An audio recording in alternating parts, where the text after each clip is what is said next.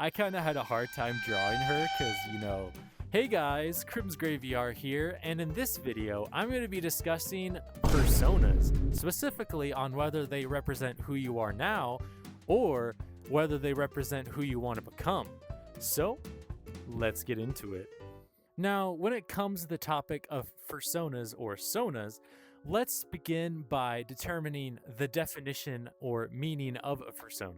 Now, the definition of a fursona is this. It is a anthropomorphic version of yourself that is supposed to represent yourself. And this can be determined and created in a lot of ways, allowing for a lot of creative freedom with your character. Which you may ask, if it is a representation of yourself, why is this question even a thing? Now, the first thing I'm going to discuss is my experience with having a fursona and my meaning to it and sort of my process to it. Now, back in the day when I created my first fursona, it was mainly, honestly, a fursona that I had given a lot of different traits and things that I had wanted to eventually achieve in the future. For example, I remember listing, oh yes, biologist as a character trait. I'm kind of retarded. I doubt that's a character trait, I'm gonna be honest. But it is something I put because, and in my mind, I had it set up to where he was an achievement goal sort of thing for my personality wise to achieve and work towards. And that is what really got me into having a fursona, is the fact that I could make a character have all these like super good traits that I strive for. So I'm just gonna like work hard and work towards these personality traits that I want as I grow up.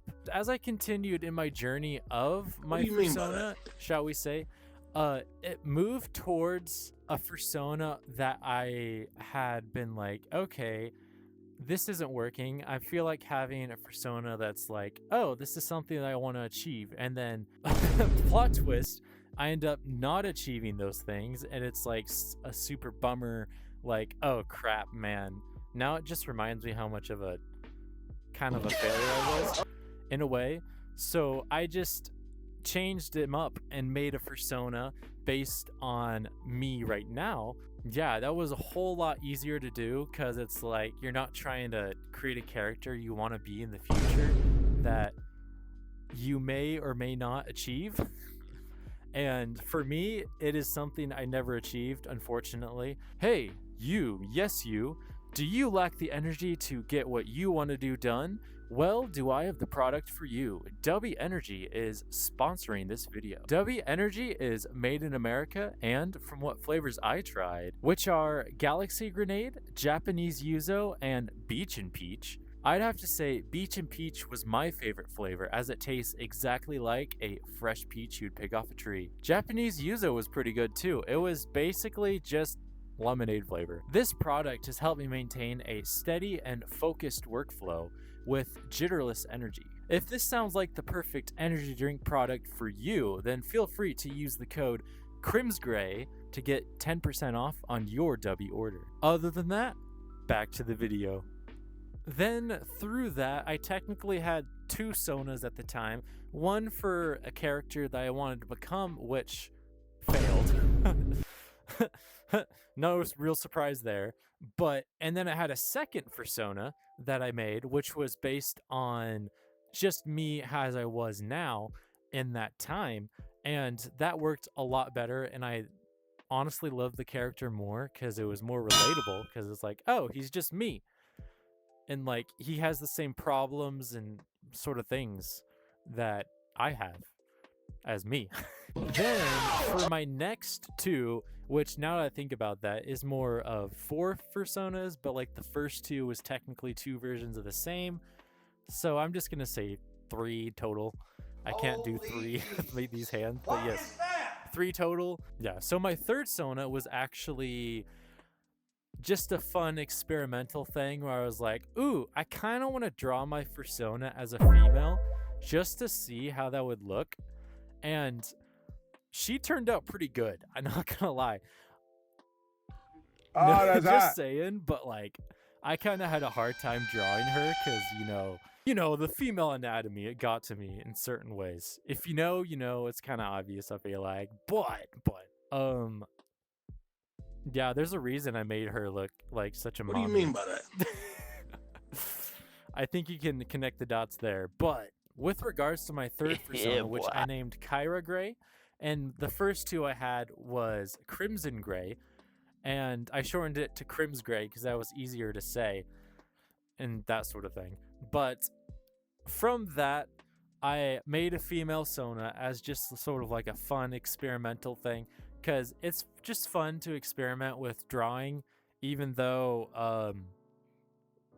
my art isn't exactly the best looking.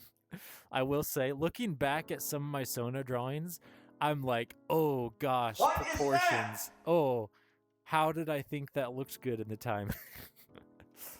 Oh my gosh. And then, yeah, it's just the learning process, honestly. For my final persona that I had made, which I named him Thad and Dark, because I originally based him on the emotions that I had at the time, which he was my most recent one. I've been working hard as much as I can to make money and like get somewhere in my life for once, which is easier said than done. But I was just so frustrated and just pure angry at the time when I made him. And I was like, all right, I'm just going to draw this guy just based off the emotion of just rage. Like, to get you in the sense of where I was there, I was like straight up like Anakin mode in a way, because I was just done with everything. I was like, screw it, I'm just going to draw this guy just out of pure spite. And then, yeah, I made him. And yeah, I based him off like a Sith Lord kind of idea. Overall, that is my experience with having a persona and sort of evolving it along the way of my life. And it's pretty interesting to look back on because I never really thought of it in a way, because now that I think about it, I could like make a whole like timeline throughout my life of how this evolved in a way, sort of like an evolutionary sort of thing, which is kind of fun to think about.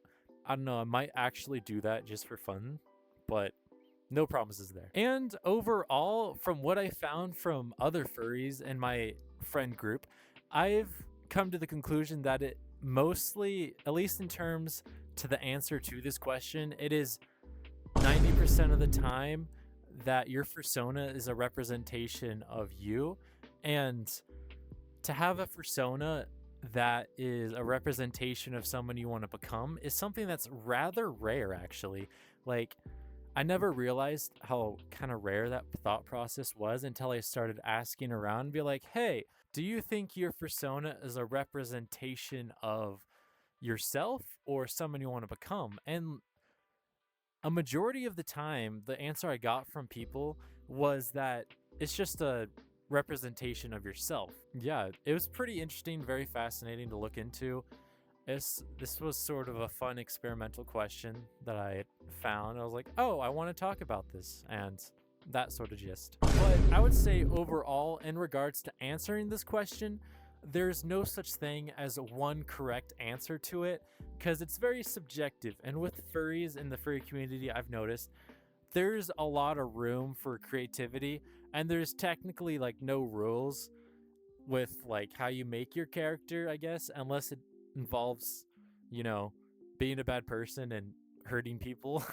IRL, of course. But like, basically, if you're just like a good human being and are super creative and want to give your persona like a tragic backstory, or like, I don't know what other backstories you'd give them, or whether or not they are a representation of yourself, it doesn't really matter at the end. It's just very subjective. There's no real one answer to this question, which I like, because creativity is fun. Now guys, if you enjoyed the video, feel free to like and subscribe, as well as drop a comment down below on your thoughts on this question of whether or not your persona represents you, or whether your persona represents someone you want to become. And other than that, CrimsGrey VR out. Oh. Turn the freaking wolves gay. Can you hear me? They turn the freaking wolves gay. Would you fight for your life? Turn the freaking wolves gay.